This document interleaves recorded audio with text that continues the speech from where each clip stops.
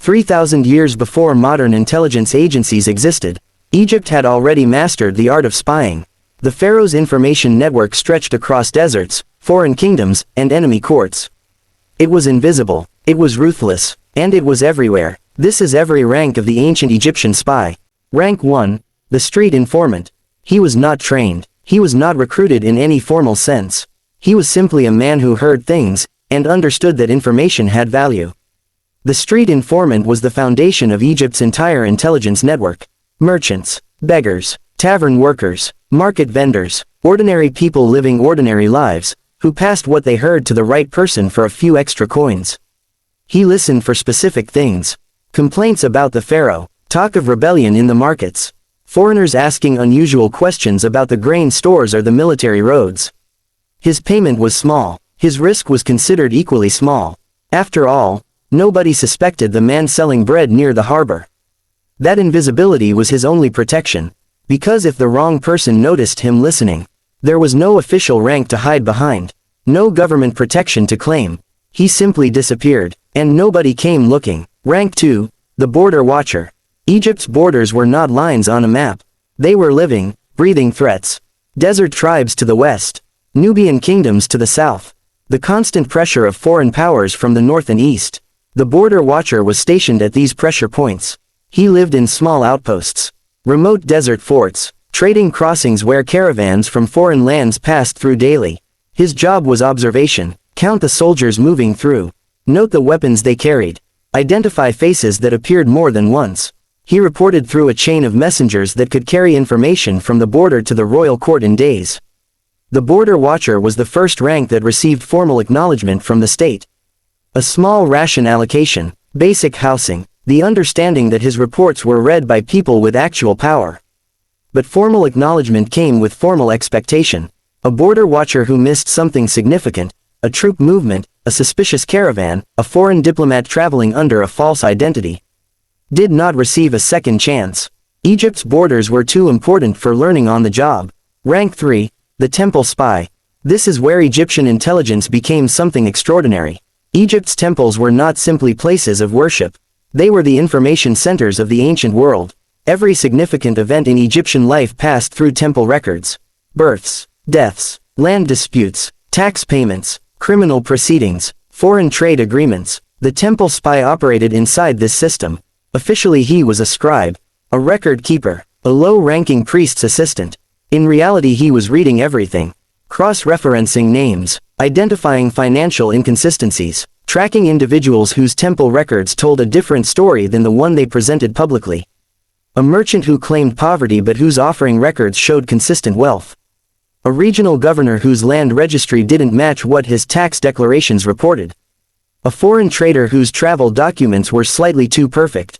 The temple spy was the first rank that required genuine intelligence, not just observation but analysis. He was educated, literate in multiple scripts, capable of identifying deception inside complex administrative records, and completely invisible inside a system everyone trusted without question. Rank 4, the foreign infiltrator. He left Egypt entirely. The foreign infiltrator was deployed into enemy courts, foreign cities, and rival kingdoms with a single purpose. Become someone else, and stay that way for as long as necessary. He learned foreign languages before deployment, adopted local customs, constructed identities detailed enough to survive close scrutiny from people who were professionally suspicious. He might spend years embedded inside a foreign royal court, working as a merchant, a craftsman, or a minor official, while feeding information back to Egypt through a network of couriers he never met face to face. The intelligence he gathered was qualitatively different from anything the lower ranks could produce. He didn't report troop numbers seen from a distance.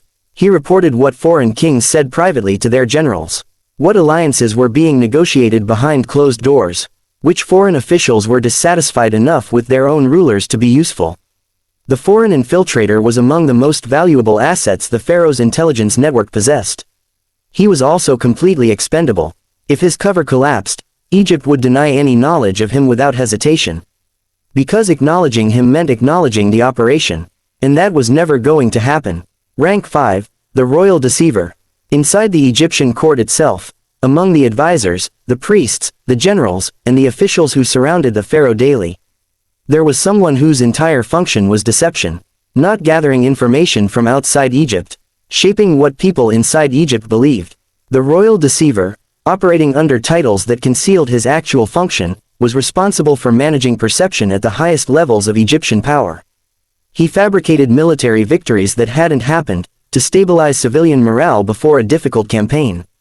He constructed false intelligence and fed it deliberately into channels he knew the enemy was monitoring. He identified internal threats, officials whose loyalty had become conditional, priests whose political ambitions had grown larger than their faith, and neutralized them before they became problems. His methods were not always violent. Sometimes a carefully placed rumor was more effective than a blade, a whisper that a rival official had been seen speaking with foreign agents. A subtle question raised in the right conversation about a general's true loyalties.